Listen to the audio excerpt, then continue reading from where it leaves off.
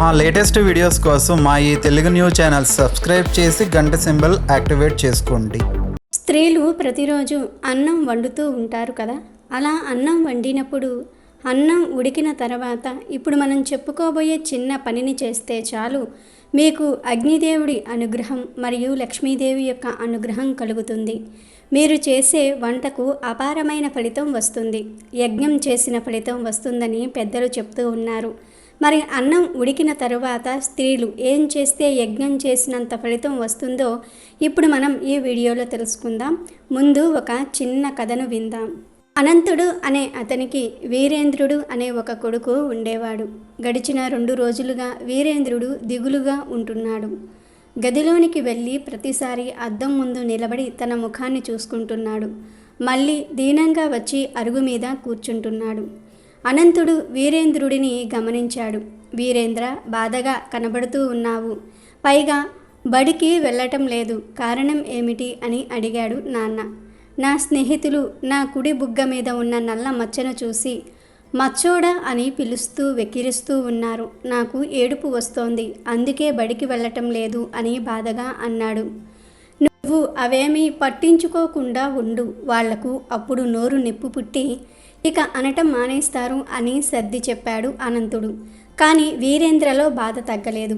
అప్పుడు అనంతుడు కొడుకు బాధ తగ్గించటం కోసం, రేపు వినాయక చవితి కదా, మట్టితో వినాయకుడి బొమ్మలు చేద్దాం, నీకు ఇష్టం కదా అన్నాడు. నాకు బాధగా ఉంది నాన్న, నేను రాలేను, బొమ్మలు చెయ్యలేను అంటూ తిరిగి గదిలోనికి వెళ్ళిపోయాడు వీరేంద్రుడు. గదిలో ఉన్న వినాయకుడిని చూడగానే ఆశ్చర్యపోయాడు.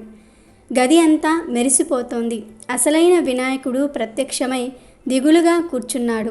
అప్పుడు వీరేంద్రుడు, స్వామి, మీరు నిజంగా మీరేనా అని ఆశ్చర్యంగా చూస్తూ అడిగాడు.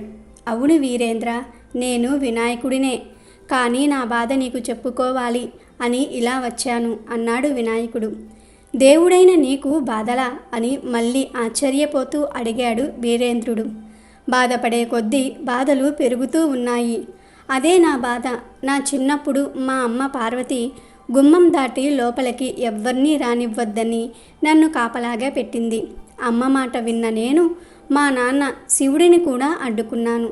ఇందులో నా తప్పేమైనా ఉందా అని వినాయకుడు వీరేంద్రుణ్ణి అడిగాడు. మీ కథ నాకు తెలుసు స్వామి, ఇందులో మీ తప్పు లేదు అని బదిలిచ్చాడు వీరేంద్రుడు. చాలా బాగా చెప్పావు, కానీ నాన్న కోపానికి నా అందమైన తల నేల కూలింది. ఏనుగు తల నాకు శాశ్వతమయ్యింది. తప్పు చేయకపోయినా తలను పోగొట్టుకున్నాను, అందుకే బాధపడుతూ ఉన్నాను అని చెప్పాడు వినాయకుడు. అప్పుడు వీరేంద్రుడు, స్వామి, తల మారిందని బాధపడకండి. మీ ప్రమేయం లేకుండా మారిన తల గురించి బాధపడటం దేనికి? ఆటంకాలను తొలగించి విజయాలను కలిగించే దైవం మీరు. అందుకే ఏ శుభకార్యం చేపట్టినా ముందుగా మీకే పూజ చేస్తాం మేము. ఎన్ని లోకాలు తిరిగినా రాని ఫలితం తల్లిదండ్రుల చుట్టూ తిరిగితే వస్తుందని నిరూపించారు. అమ్మా నాన్నల విలువను ఈ లోకానికి చాటి చెప్పారు. చిట్టి ఎలుకను వాహనంగా చేసుకున్నారు. అల్ప జీవులను ఆదరించి అన్ని జీవులను సమానంగా చూడాలని సందేశమిచ్చారు. గణాలకు అధిపతి అయిన గణపతి మీరు. భక్తుల బాధలు తీర్చే మీరు బాధపడకూడదు. నాన్న మీ గురించి నాకంతా వివరించారు. నేను చెప్పిందంతా నిజమే కదా స్వామి అని వినాయకుని ముందు వినయంగా నిలబడి చేతులు జోడించాడు వీరేంద్రుడు. వీరేంద్రుడి మాటలు విన్న వినాయకుడు ఒక్కసారిగా పగలబడి నవ్వాడు. అప్పుడు వీరేంద్రుడు, తప్పుగా మాట్లాడానా స్వామి?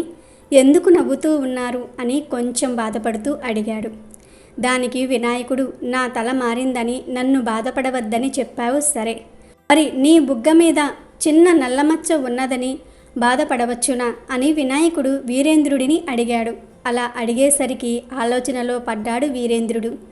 చూడు వీరేంద్ర, లావుగా ఉన్నానని చంద్రుడు నన్ను వెక్కిరించాడు, కానీ తరువాత తన తప్పు తాను తెలుసుకున్నాడు. అలా నిన్ను వెక్కిరించిన వాళ్లే తప్పు తెలుసుకుంటారు, కానీ మనం బాధపడి సమయాన్ని వృధా చేసుకోకూడదు. నీకు ఇది చెప్పాలనే ఇలా వచ్చాను, బాధపడినట్లుగా నటించాను అని అసలు విషయం చెప్పాడు వినాయకుడు. వినాయకుడి మాటలతో వీరేంద్రుడిలో మార్పు మొదలయ్యింది. బాధ పూర్తిగా తగ్గిపోయింది.